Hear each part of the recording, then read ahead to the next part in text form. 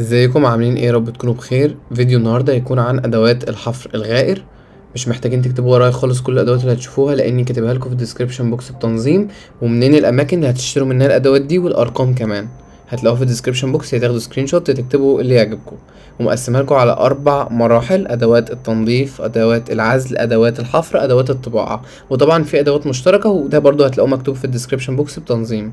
اول حاجه طبعا هتحتاجوها الزنك، اللي هو المعدن اللي بنحفر عليه، وطبعا بتستخدموه وش وظهر، وده على حسب السمك بتاع الزنك اللي بتشتروه. في فيديو هينزلكوا قريب ان شاء الله عن الحفر الغائر او الزنك، ازاي بنحفرها، مراحل الطباعة والحفر من اولها لاخرها. طبعا هينزلكوا قريب ان شاء الله، هتعرفوا كل اداة بتستخدم في ايه وازاي.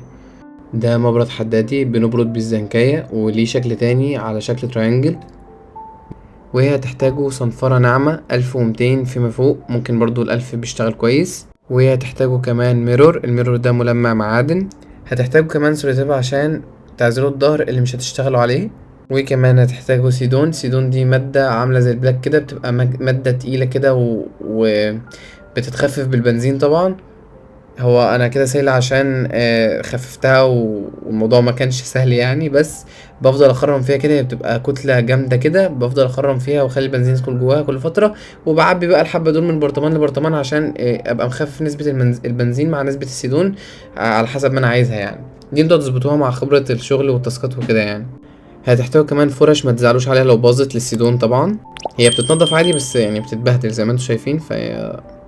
وهتحتاجوا كمان سفنجة عشان تعزلوا بيها. وبطل الحكاية دي كلها هو البنزين. وياريت تجيبوا بخاخة عشان ده هيساعدكم اكتر في عدم الاهدار بتاع البنزين، وكمان هيريحكم اكتر في الشغل.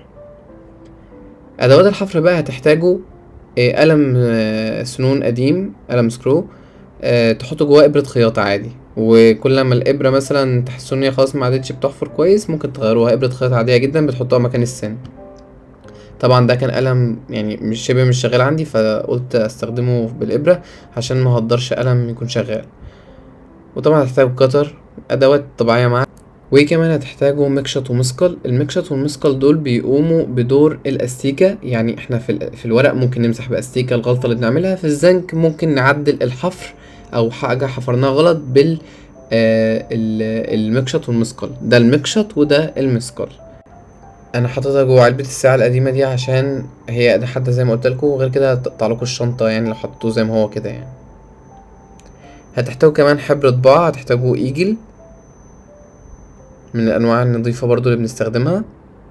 وهي هتحتاجوا خامات سوفت جراوند. خامات سوفت جراوند دي تقنية من التقنيات اللي بتستخدموها في الحفر الغائر، هتعرفوها طبعا لما تشتغلوا بيها. المهم ان الخامات دي بتكون خامات ليها ملمس، بنحطها على الزنكاية فوق السيدون، وده هتفهموه مع التجربة، مش هتفهموه بالكلام. وده هتشوفوه برضو في الفيديو الجاي لان انا مستخدم فيه سوفت جراوند.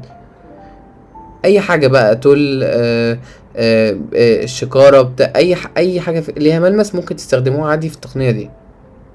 هتحتاجوا كمان شاش منشي. الشاش المنشي فيه منه نوعين. النوع اللي قدامكم في الفيديو ده نوع جامد شوية، لان احنا بنحاول نفتح المسام بتاعته شوية، فهتلاقوا نوع عند الراجل نوع يكون اطرى من كده. ممكن تجيبوا من النوع ده مثلا مترين، ومن النوع ده مثلا مترين. يعني انا جبت 5 متر قاعدين معايا لحد دلوقتي، يعني ما استخدمتش غير يمكن متر منهم بس في طول السنة يعني، او متر وشوية. فيعني هاتوا مثلا مترين من كده ومترين من كده وتشوفوا اللي يريحكم يعني. هتحتاجوا كمان كارنيه قديم عشان تفردوا الحبر بيه على الزنكاية. وهتحتاجوا طبعا ورق جرايد كتير جدا جدا جدا. وهتحتاجوا ورق تستات وورق للطباعة. ورق التست ده عشان نجرب نشوف الزنكاية نطبعها يعني الأول قبل ما بنعمل فاينل، يعني نشوف الأول احنا اللي حفرناه ده هيطلع شكله ايه، عشان لو في أخطاء نعدلها قبل ما نعمل فاينل. ده ورق التستات اللي قدامكم.